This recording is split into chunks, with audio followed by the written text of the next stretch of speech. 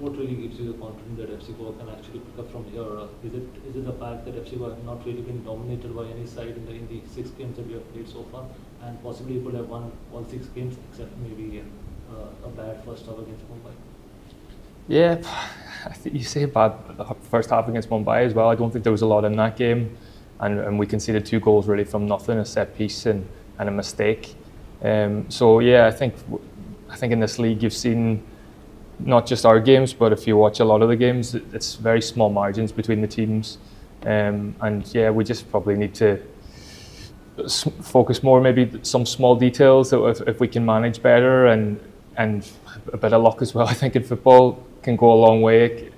It can turn results, close results in your direction. But yeah, as you said, we're competing in all the games, and I look at the training every day and the atmosphere and the will within the team. Everyone really wants to win. There's no one that's anyway comfortable with how this is going, and everyone wants to turn this around, and there's a real hunger in the group to do that. And yeah, no, we have to take a game at a time.